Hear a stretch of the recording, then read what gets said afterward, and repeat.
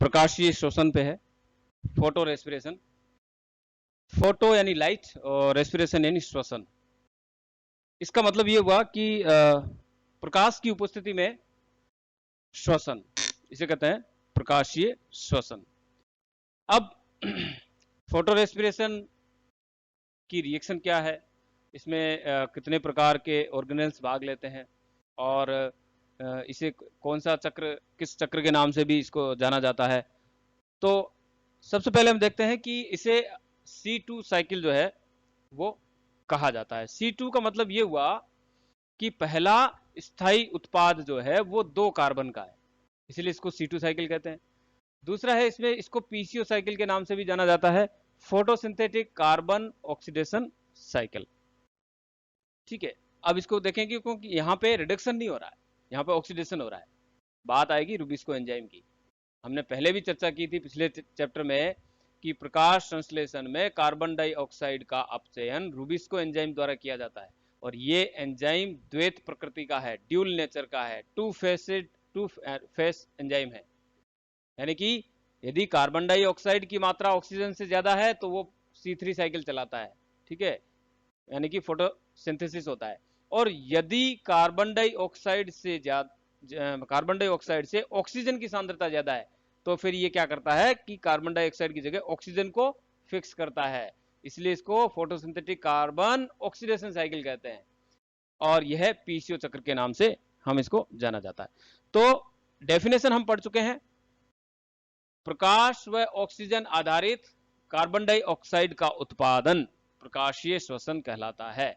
हम जानते हैं कि श्वसन में ऑक्सीजन को ग्रहण किया जाता है और कार्बन डाइऑक्साइड को निकाला जाता है, और यह सभी पे लागू है, चाहे प्लांट्स हो चाहे अदर एनिमल्स हो, दूसरे एनिमल हो।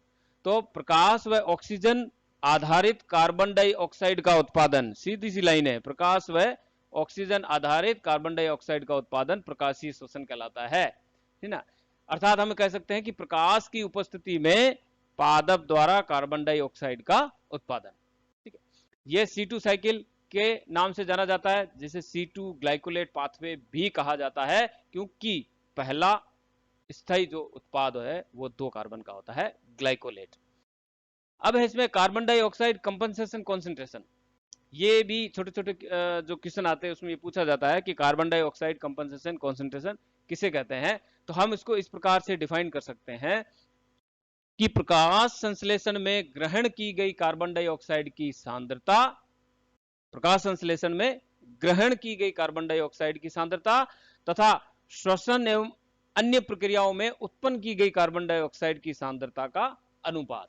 तो ये अनुपात जो है ये कहलाता है कार्बन डाइऑक्साइड कंपनसेशन कॉन्सेंट्रेशन। अब इस चक्र को सबसे पहले बॉयज और उनके सहयोगियों ने इसको डिस्कवर किया था, उसको प्रदर्शित किया था। एंजाइम हम देख रहे हैं, इसमें रुबिस्को एंजाइम है, राइबोलोज 1,5 बाइफॉस्फेट कार्बोक्सिलेज ऑक्सीजनेज एंजाइम। और इस साइकिल में भाग लेने वाले, यानी ये साइकिल जो कंप्लीट होता है जिसमें 3 कोशिकांग जो होते हैं वो भाग लेते हैं, क्लोरोप्लास्ट, पेरोक्सिसोम और माइटोकॉन्ड्रिया, 3 कोशिकांग है। अब चूंकि हम जानते हैं कि रुबिस्को एंजाइम जो है वो सबस्ट्रेट के रूप में राइबोलोज बाइफॉस्फेट को यूज करता है।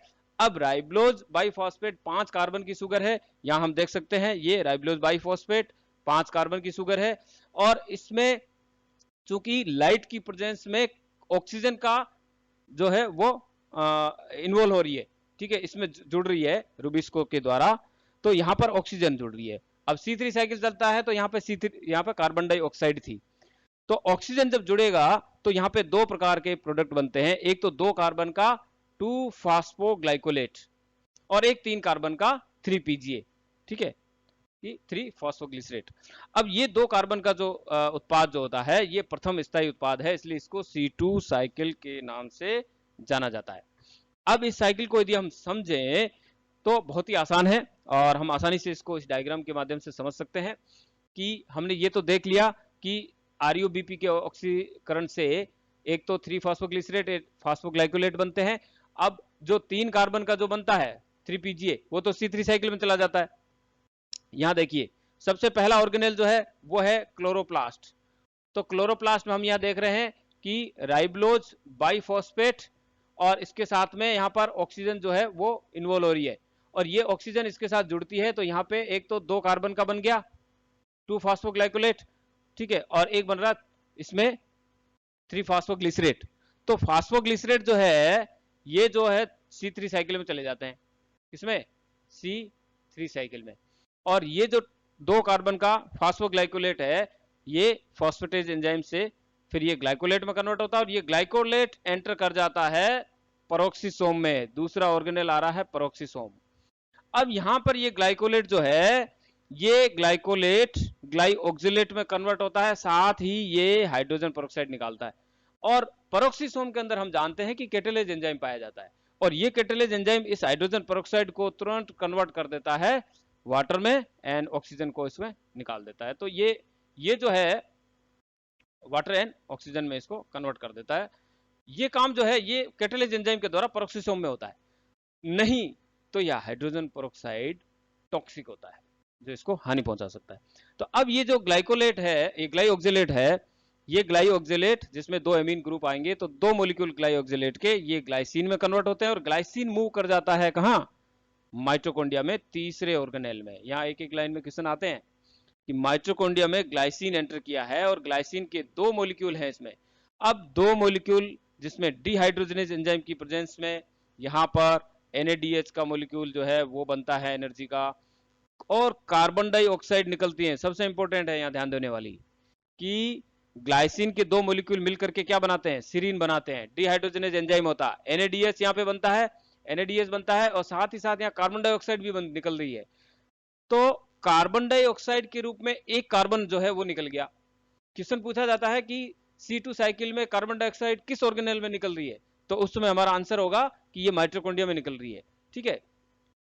अब ये कार्बन डाइऑक्साइड जो निकल रही है ये बड़ी इंपॉर्टेंट है, क्योंकि ऊपर यदि हम देख रहे हैं तो इनिशियली रुबिस्को एंजाइम जो है वो ऑक्सीजन को अटैच कर रहा है राइबोलोज बाइफॉस्फेट के साथ में, ठीक है, क्योंकि ऑक्सीजन की कॉन्सेंट्रेशन कार्बन डाइऑक्साइड से ज्यादा है। तो इस चक्र के द्वारा धीरे धीरे माइटोकॉन्ड्रिया में ग्लाइसिन से सीरीन बनेगा, तब कार्बन डाइऑक्साइड निकलेगी, और ऐसे धीरे धीरे बढ़ते बढ़ते कार्बन डाइऑक्साइड की कॉन्सेंट्रेशन इंक्रीज होती रहती है, और ज्यों ही कार्बन डाइऑक्साइड की सांद्रता ऑक्सीजन से ज्यादा हुई देन C2 ऑफ और C3 चल जाएगा, यानी कि रुबिस्को कार्बोक्सिलेशन की प्रोसेस स्टार्ट कर देगा। चलो आगे देखते हैं। अब यहाँ पे क्या है कि ये जो सीरीन है ये सीरीन एंटर कर जाता है वापस पेरोक्सिसोम में, और यहाँ पे ये हाइड्रोक्सी पायरुवेट बनाता है, then again dehydrogenase enzyme, then glycerate में कन्वर्ट होता है, और ये ग्लिसरेट जो है वापस क्लोरोप्लास्ट में जाकर के रीजनरेशन की प्रोसेस होती है, जिसमें एक ATP खर्च होता है, और यहाँ जाकर के 3PGA बनाता है, देन ये फास्फोग्लिसरेट जो है ये अगेन C3 साइकिल में चला जाता है, PCR साइकिल में, फोटोसिंथेटिक कार्बन रिडक्शन साइकिल, और यहां से ये रीजनरेट होकर के RUBP बनाता है। तो ये साइकिल कंप्लीट होता है। तो यहां हम ये देखते हैं कि ओवरऑल यदि देखा जाए तो प्रकाशीय श्वसन में कार्बन डाइऑक्साइड की उत्पत्ति व माइटोकॉन्ड्रिया में मध्यवर्ती ग्लाइसिन के द्वारा होती है। तो ये तो सबसे इंपॉर्टेंट पॉइंट यहाँ पे ये भी था। अब हम यदि देखें कि रेशो जो होता है वो कार्बोक्सिलेशन का और ऑक्सीजनेशन का रुबिस्को के द्वारा वो क्या होता है, वो लगभग ये रेशो होता है 100/0.34। इस अनुपात में ऑक्सीजन और कार्बन डाइऑक्साइड की अपेक्षित मात्रा जो है उसकी उपस्थिति पर निर्भर करता है कि अनुपात क्या रहेगा, ठीक है। तो ये हम बात कर चुके हैं कि ऑक्सीजन की सांद्रता कार्बन डाइऑक्साइड से कम होती है तो रुबिस्को कार्बन डाइऑक्साइड के साथ जुड़ेगा, C3 साइकिल चलाएगा, फोटोसिंथेसिस होगा, और इसके विपरीत यदि चलता है तो फिर ये रुबिस्को ऑक्सीजनेशन एक्टिविटी करके C2 साइकिल को चलाएगा। तो ऑक्सीजन के द्वारा प्रकाश संश्लेषण का संदमन, क्योंकि जब रुबिस्को ऑक्सीजन को अटैच करेगा इसका मतलब ये होगा फोटोसिंथेसिस नहीं हो रहा, C3 साइकिल नहीं चल रहा, यानी कि फोटोसिंथेसिस इनहिबिट हो गया, उसको संदमित कर दिया गया। तो ऑक्सीजन के द्वारा फोटोसिंथेसिस यानी प्रकाश संश्लेषण का संदमन जो है ये क्या कहलाता है, वारबर्ग प्रभाव कहलाता है, जिसको वारबर्ग ने 1920 में डिस्कवर किया था। अब एनर्जी की कॉस्ट के बेस पे देखें तो C2 साइकिल जो होता है वो ज्यादा इनएफिशिएंट होता है, क्योंकि इसमें एक्स्ट्रा एनर्जी खर्च होती है ATP और NADPH के रूप में। इसलिए ये माना जाता है कि प्रकाशीय श्वसन जो है वो प्रक्रिया ऊर्जा के हिसाब से और कार्बन इन दोनों के हिसाब से काफी कॉस्टली होती है और इनएफिशिएंट होती है।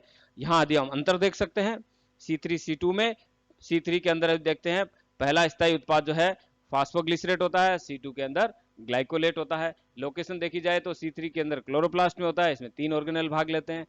इसको एक्टिविटी यदि हम देखें तो यहाँ कार्बोक्सिलेशन होता है C3 में, यहाँ पे ऑक्सीजनेशन होता है।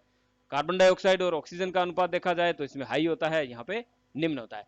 तो ये जो है C3 C2 साइकिल, तो यहाँ हमने अभी फोटो रेस्पिरेशन की बात की है और जिसमें हम C2 साइकिल के नाम से जानते हैं। धन्यवाद।